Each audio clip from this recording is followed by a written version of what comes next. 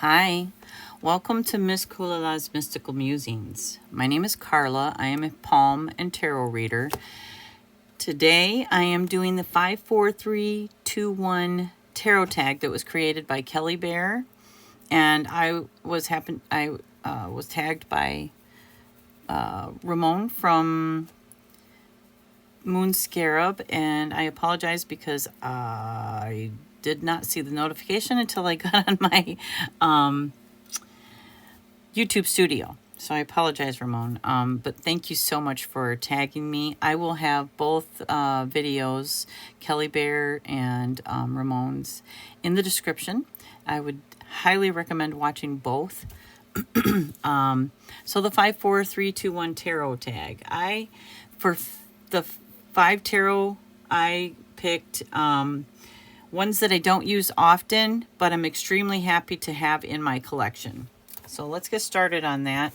I'm very drawn to shadow work, and not even just shadow work. So I'm more drawn to like shadow, you know. So the first one that I am showing you is the Corrupted Tarot.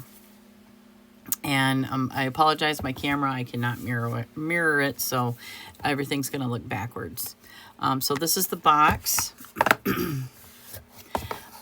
It's nice, sturdy box.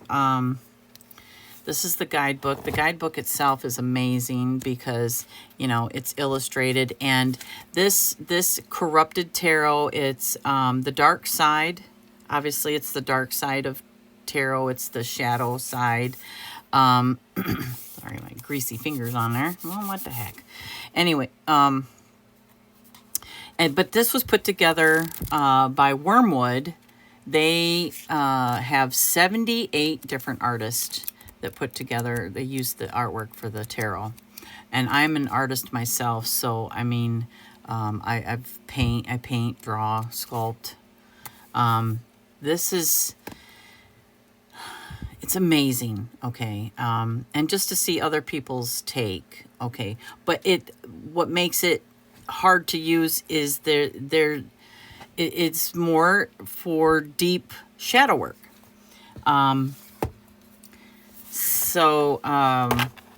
It's beautiful. Look at the edging. I mean, isn't that amazing? Look at how shiny that is.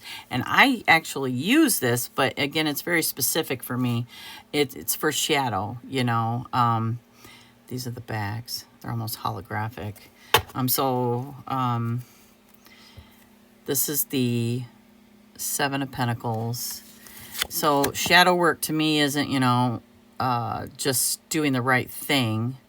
Shadow work is identifying your triggers by addressing your child self and situations that you were in as a child that cause you to be triggered now. And shadow work is recognizing those triggers and then being accountable for how you react to those triggers.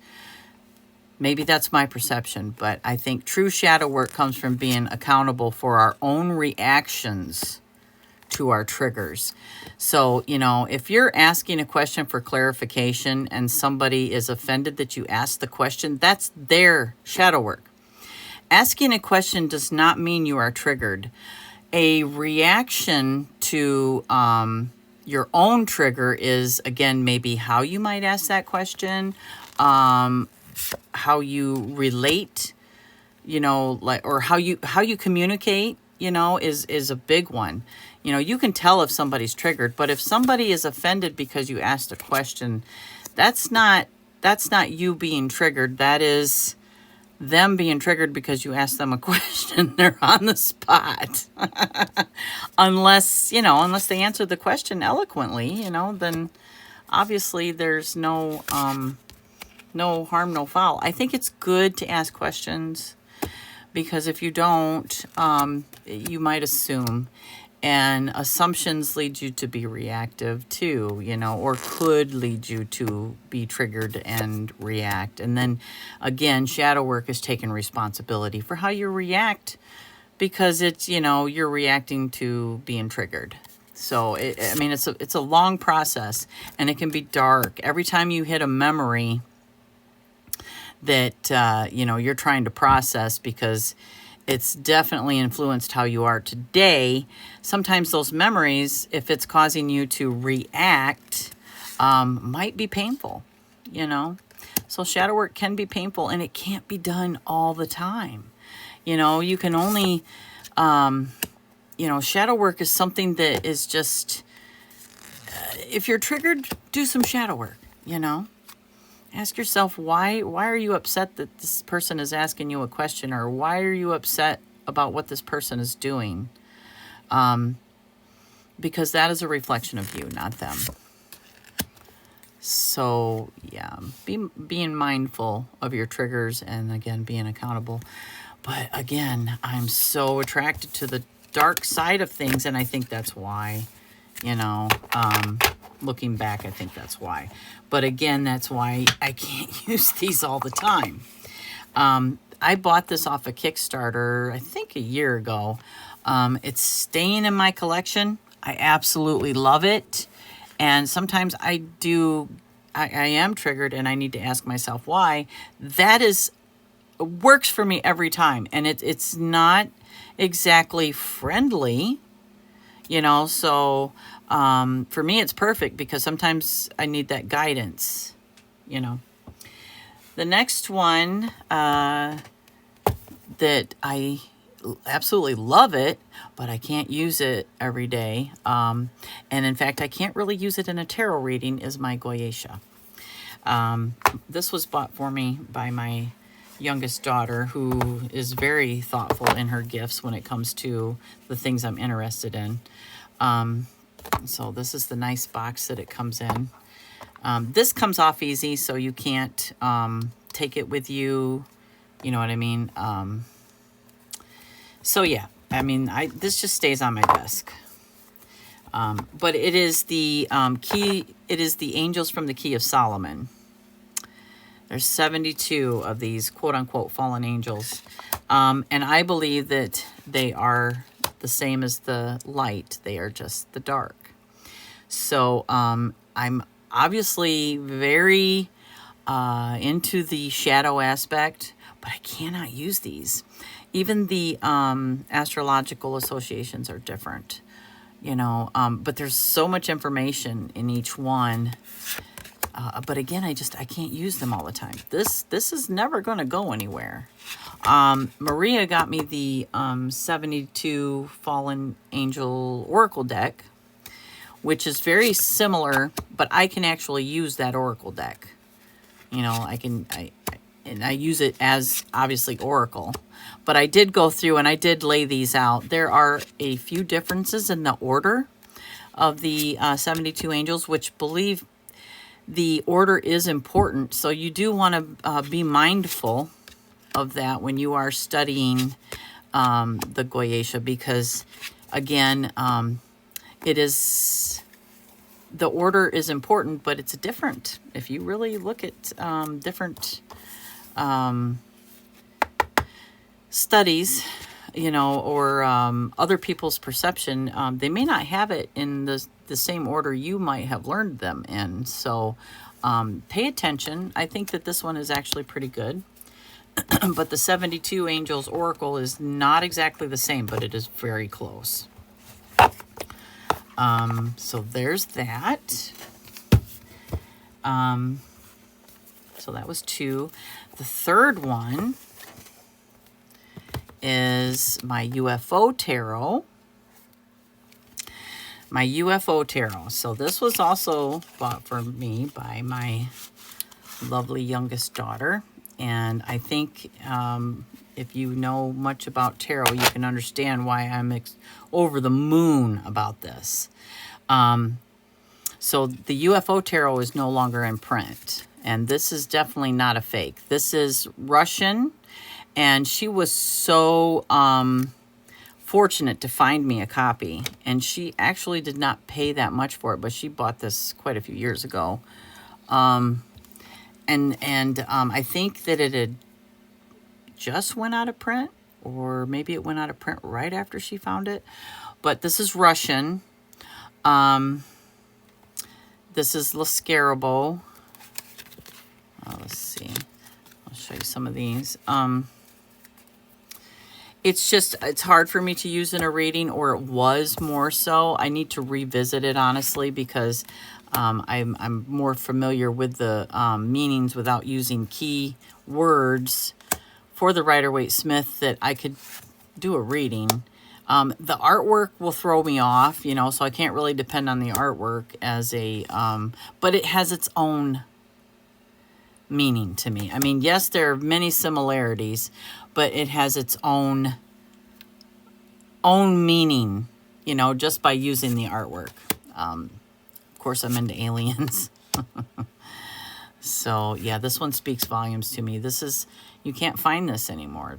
I can't use the guidebook because it is in Russian. I can use Google Translator and everything is very clear because I know it's in Russian. But I would have to do that every time I do a reading. Again, I need to revisit it because I think I might be able to use it more so now just by, you know, like trying to remember what is the lightsaber. Oh, goodness. Yeah, because there's different ones. One's a wand. You can tell which ones are the coins, which ones are the cups. So, I mean, it would be easier to read now, I think, but I need to dive into it again, but I just haven't, and those are the reasons why. I'm extremely happy to have it.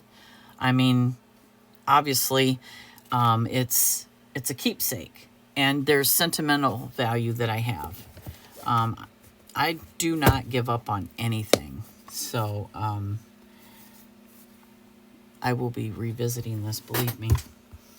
The other one, it's the Supernatural. Now, I wasn't extremely happy with, the production of it because I feel like there was so much more they could have done with it. But the guidebook is decent because it does talk about, who's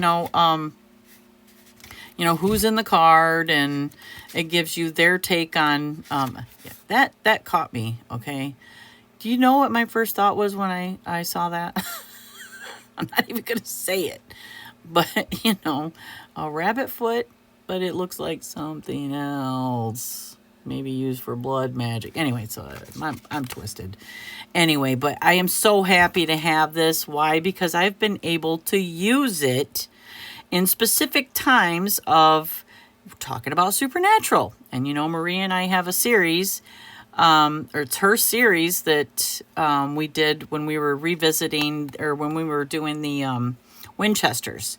And then we just did the Supernatural trivia. So, I mean, I am not disappointed that I have this in my collection.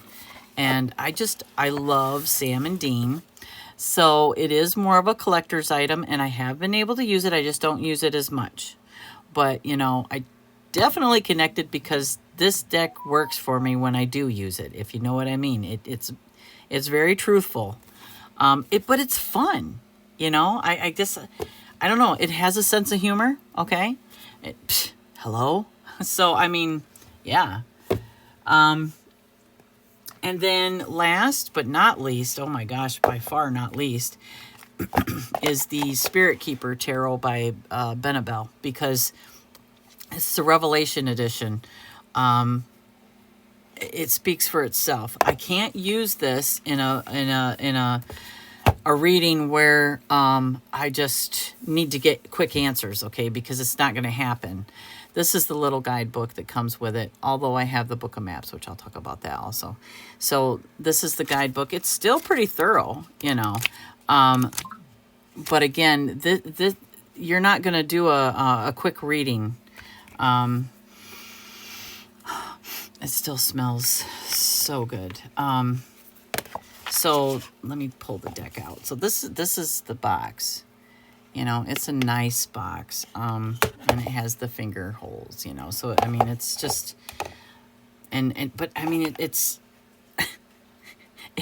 she puts so much work into everything, the box, the book, it's, everything is, it's magical. Okay. I mean, it's full of talismans and, sigils and runes, and just, this is a magnet, and this is just a little card. You know, I mean, there's so much information. Again, I will always, look, it's beautifully gilded or edged, and comes with a certificate of authentication. I was 1462, and that's how many were created. 3,507. This is the first print, so I think there's probably more. I don't know, but I mean, it's gorgeous. But again, it's not something that I just, oh, I think I'll use this one today, you know. This one is the wise hermit, or the Hierophant. It's both of them that says, my daughter, you know, we need to go down this hole together, you know. This is, you know, it's a magical time, and we must spend time in this other plane of existence. You know, I'm just, you know, messing with you here, but, you know, this is the sage. This is, yeah, big wow, like going into the woods for 30 days and 30 nights and not coming out until you are a changed individual. That's what this deck is. Okay, so,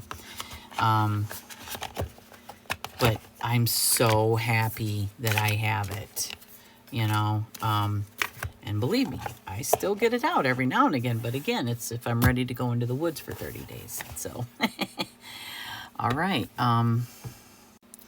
4 books. First of all, 78 Degrees of Wisdom by Rachel Pollock, who is not with us anymore. I absolutely suggest that. It's one of my, it was suggested to me by Farah from Faraway Astrology, and I am so thankful because, you know, I've been on the journey to learn tarot for a couple years now, but that really, like, it put me on to the next level. And so as a novice, this is an amazing book. It has, now with Audible, you do get a PDF with it, and the PDF is mainly just the pictures of the major arcana and the minor arcana, and then some spreads at the end. So, but I love Audible because I retain from listening. Reading, not so much. I guess I'm more audio than I am visual. Granted, visual, I don't know. I can remember faces, but I can't remember names. So, I mean, I can't explain it. Another book that I absolutely recommend for beginners is the Open-Minded Tarot Workbook. And it's because, you know, you're given, and you can write in it, it's a workbook. You're given a situation that you put cards with. And then there are answers at the back, you know, so, but it is magnificent, and it tests you, which when you're learning, I think it's essential to do that. The next book is the Understanding Aleister Crowley's Thoth Tarot by Duquette, and I recommend it if you are diving into Thoth. Although I do not recommend diving into Thoth until you are comfortable with the RWS, and you know, because you don't want to confuse yourself. And again, this is really, really deep. And which brings me to the next book, is the Book of Maps that I purchased along with the Spirit Keeper by Benabel, because this book, I'm telling you, she does her homework. She's so thorough. You are going to get all sorts of history lessons and lessons in all the different theologies, and just esoteric knowledge that, you know, it's amazing. Okay. There's artwork, you know, she really did her homework. She really dove into each card.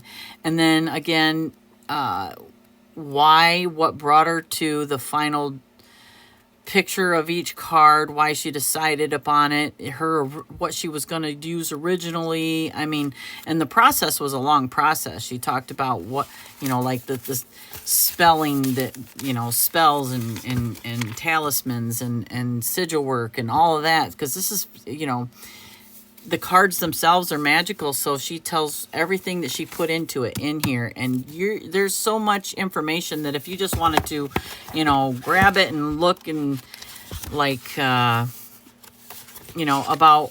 a card, the Emperor, you're going to get so much history on the Emperor. It's not even, it's just amazing. And even without the tarot deck, which I highly recommend the tarot deck. But again, this is a deep dive. This is a study deck. She has Marseille. I mean, so, I mean, each card has just so much in it. Again, if you're ready to go into the woods for 30 days, I recommend it. 3 tarot spreads. So one of my favorites is the Celtic Cross. The Celtic Cross, and I have to use a key because I don't have it memorized, I think is thorough, and you can use it for any situation. It's long, and like for myself, it would be for me and a friend that wants some answers, but not for somebody that that I'm doing a reading for, like a current who is paying me for my service. I'm not going to get this deep unless they want to spend a lot of time with me. And I am primarily a palmist. So I use tarot to accompany for clarification in a palm reading. So it's not so much a deep dive into the tarot. But this is amazing for that. So again, it's like for me, for a friend. The other spreads that I absolutely love, and it can be pretty much anything. There's some good ones out there, is the like a shadow work spread. Like, for example, I found this one on the Hermit's Mirror, and it is a tarot spread starting on shadow work. So it's like a beginner's. But I think that a tarot spread for shadow work is for somebody that's actually done their shadow work, and don't get me wrong, shadow work is a never-ending process if you're still being triggered. You know what I mean? If you find yourself still upset by what someone else is doing, or thinking that it has anything to do with you, then you still have shadow work. But I mean for someone that has actually begun the process and understands what shadow work is, then I would recommend a tarot spread. But not until then, because this is not going to help you find what triggers your shadow. No, this is going to guide you through the process. There are, wonderful prompts like, what do I need to know about this part of my shadow? You still have to do the shadow work. And the shadow work is very psychological. It's digging into your past. It's generational trauma. If you were affected by something your parents did, it's having compassion that they are the way they were because of something that happened in their past. So, I mean, it's also forgiving it and moving on. I know this video isn't about shadow work, but it's being responsible for yourself and not blaming other people for you.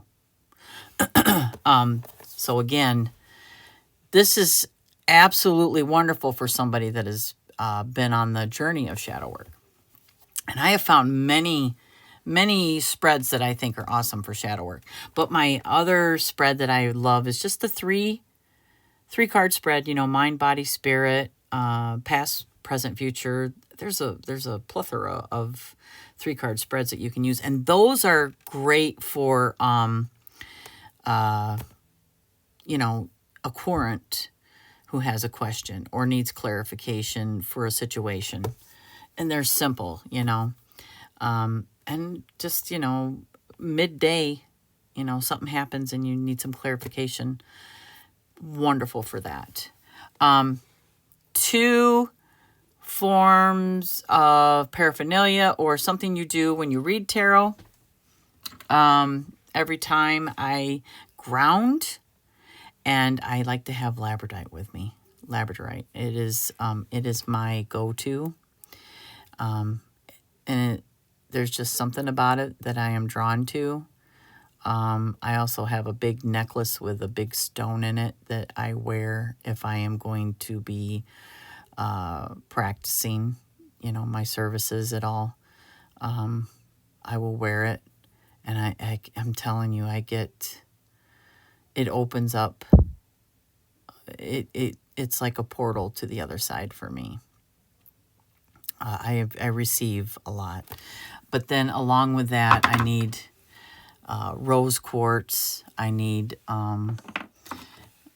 clear quartz. Although the labradorite is a great amplifier, and I keep selenite. You know, it for the tarot itself. You know, and then of course, you know, I have my sprays. I have my smelly oils. They're just, you know, it's kind of something I keep with me, whether I actually pull it out and use it at the time. I might not, but the labradorite and grounding are 2 things I do consistent.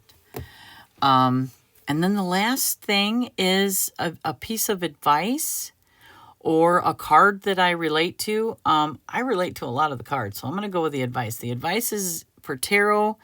I think that, you know, don't dive in unless you've picked one system and you're confident with that system before moving on to another. And don't be afraid to have your own style. And don't be afraid of, if something else comes to you in a reading, that to listen to your intuition. Do I think that the meanings are important? Absolutely. But there are going to be layers in a reading. Why? Because there might be more than one reason that card came out. And I do a lot of if it flies out, then I realize that somebody is very, there's someone around me. It's a guide. It might be my higher self. It might be the querent's higher self that says, oh no, this message needs to come through. And that card will just fly out. I'll be like, okay, I'm listening. You know, so I think that intuition is extremely important. Meanings are important, but intuition, I believe, is just as important. So with those 2 together, you can't go wrong. And just staying with one system until you got it. That worked for me. I can't say what works for someone else, but that worked for me. I am ADHD all the way. So I need, not been diagnosed. It's kind of those things, you know, you're neurodivergent. So trying to pinpoint it. And a lot of my friends see something in me before I do sometimes. So part of that knowing thyself, it's listening, you know. All right. I absolutely enjoyed this, and I hope it wasn't too long. And thank you for those that stayed with me. And thank you for everything. And I love you guys. And I'll see you in the next video. Hi. I guess it wasn't over. Psych. Anyway, I just wanted to clarify. I did watch the video, and I said something about questions and shadow work. I would like to also add something to that. Because after watching it, I feel like, again, my ADH self left something unclear. Do I think that people can ask a question with malintent? Yes, I absolutely do. I don't think that if somebody's asking you a question and you're getting a feeling like they're attacking you, that doesn't mean that person doesn't have some malintent on their end either. I think that absolutely can happen. I think that if we are honest with ourselves and we know when we're asking that question, that we're not trying to be nice, that we're just, you know, poking the bear on purpose, I think we can feel that, because if we're very intuitive, we can feel that person's energy. Do I think that, like what I was referring to, is that sometimes people take that as they're triggered because they're triggered? Absolutely, because I've been on both ends of it. I can speak from experience that You know, I know for myself, I will ask a question for clarification because I don't want to make assumptions. And I think that if the person thinks I'm attacking them, then that is their own shadow. But I do think that it happens both ways. Absolutely. But I think that either way, assuming is going to get each of us in trouble. So I think that asking questions is good, you know, bottom line. But if you yourself are asking a question because you already know the answer to it and you're just trying to call someone out, then I don't believe that. I do believe that then, yes, you are the one that's triggered and you are the one that needs the shadow work.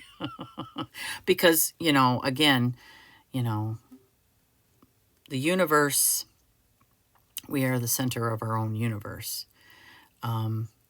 And so what another person does has nothing to do with us. And I just think that it was important for me to clarify. So, and thank you again. I will put timestamps because this was a long video. So I appreciate you all. And I'll say goodbye this time for real.